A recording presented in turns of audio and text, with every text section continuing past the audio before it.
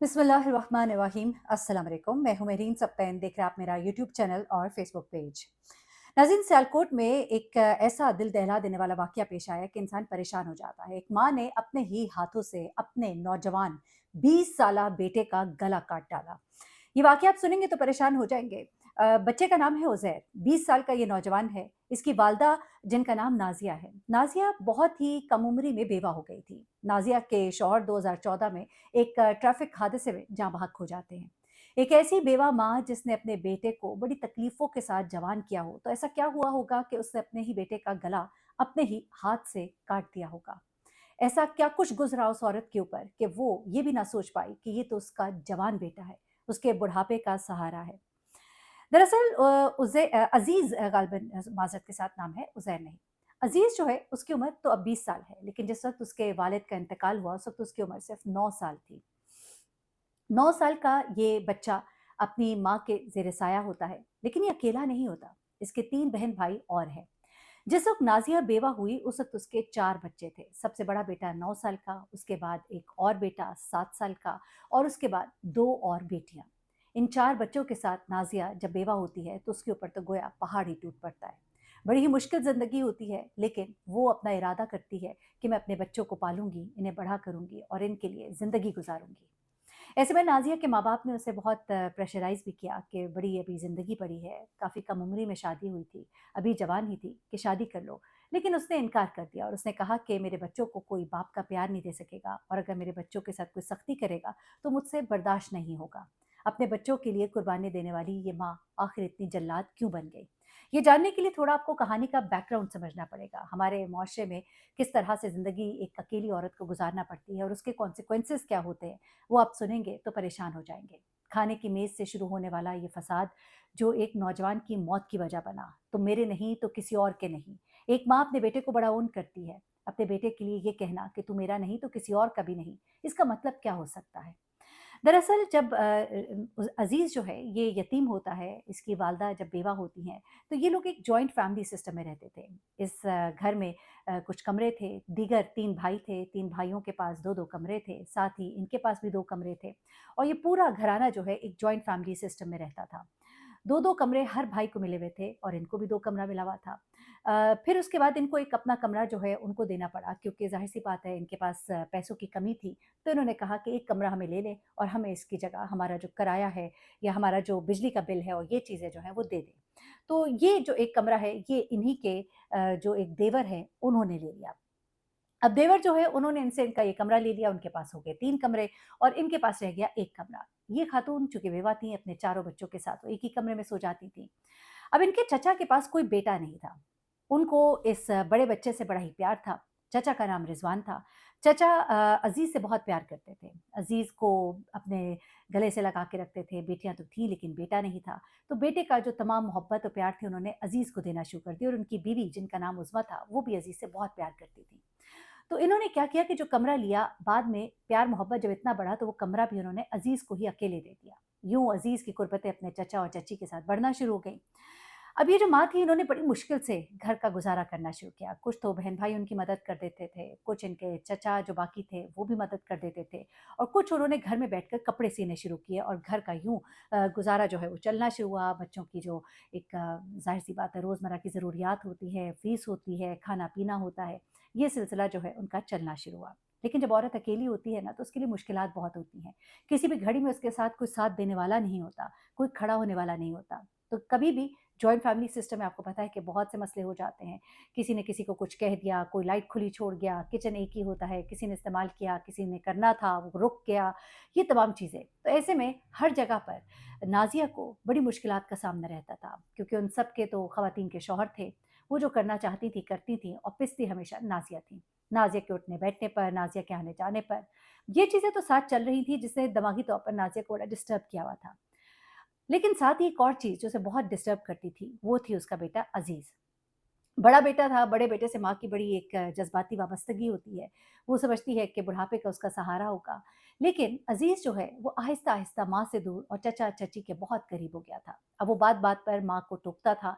कभी वो देवरानी के साथ उनकी कोई खटपट हो जाती, तो हमेशा बेटा अपनी चची के साथ खड़ा हो जाता था। अपनी माँ को कहता था कि आप गलत कर रही हैं, ऐसे मत करें। ऐसे में उसके अपने बहन-भाई भी उसको टोकते थे कि भाई तुम तो माँ को बिल्कुल ही नज़रअंदाज कर देते हो। लेकिन वो कहता था कि अगर माँ ठीक होती तो मैं उसका साथ देता। न जाने कौन ठीक था, कौन नहीं ठीक था, लेकिन ये चीज़ अंदर ही अंदर नाज़िया को खा रही थी।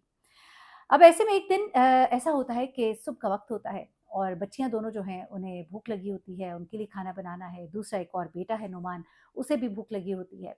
तो ये अपने कमरे से निकलती हैं कोई 9 बजे के करीब और जाती हैं किचन में, कुछ उनके लिए नाश्ता बना लें। खाने की मेज़ पर बच्चों को बिठा देती हैं कि तुम लोग बैठो, मैं अभी आती हूँ। अब जब वो किचन में जाती है तो वहाँ पर चची उज़्मा जो है वो कुछ बना रही होती है। तो ये उसे कहती है कि अपना थोड़ी-सी देर के लिए हांडी साइड पे कर लो, मैं बच्चों को जल्दी से नाश्ता बना दूँ और तुम फिर कर लेना। 3 चूल्हे थे, तीनों चूल्हों पे उसने कुछ न कुछ चढ़ाया हुआ था। अब ऐसे में उसने जब कहा कि एक आध चूल्हा फ़ारिग कर दो, तो उसने इसको कहा कि भई अभी तो नहीं, देर हो रही है, फिर तुम कर लेना। अच्छा, साथ में आपको एक बात बताऊँ कि अज़ीज़ जो है जैसे-जैसे वो बड़ा हो रहा था, तो चचा ने उसकी हर ज़रूरियात का ख़्याल रखा हुआ था। उसको मोटरसाइकिल लेकर दी, उसको मोबाइल लेकर दिया, मोबाइल में बैलेंस डाल के दिया, हर तरह की उसकी ज़िंदगी की जो भी ज़रूरियात थी उनका वो ख़्याल रख रहे थे। ऐसे में इसके चचा आढ़ती का काम करते थे, फलों का, सब्ज़ियों का, तो उन्होंने अज़ीज़ को अपने साथ लगा लिया और इस काम में भी उसको साथ शामिल कर लिया। तो वो अपने चचा के साथ जाता था, आता था और वहाँ पर जो भी काम था वो देख रहा था और सीख रहा था। उस दिन भी अज़ीज़ जो है अपने चचा के साथ काम पर गया हुआ था। अब पीछे से जब ये नाज़िया उज़्मा को कहती है, यानी अपनी देवरानी को कहती है कि ज़रा ये एक आध चूल्हा खाली करो, तो वो इनकार जब करती है, तो ऐसे में इन दोनों की खटपट हो जाती है। अब इस बात पर उसकी चची जो है उसको काफ़ी सुनाती है और ये भी गुस्से में आ जाती है, उसको सुनाती है और दोनों के दरमियान शदीद लड़ाई हो जाती है। इस बात पर अचानक ही उसको बहुत गुस्सा आता है, वो कहते हैं ना कि वो जो इतना गम और गुस्सा अंदर दबा हुआ था, वो उभर कर निकलता है। पहले ही बेटा जो है सुबह उसके साथ ऐसे मूड में गया था कि इसने कुछ बात कही कि कर देना, तो उसने पहले चची की बात सुनी और निकल गया, इस चीज़ का भी उनको दिल में गुस्सा था। तो ये दुःख भी अंदर लिए बैठी थी, तो इन्होंने गुस्से में वो जो देचकी थी उसको उठा के ज़ोर से पटका और उसमें से चीज़ें बाहर गिर गई या शायद देचकी को नीचे गिरा दिया।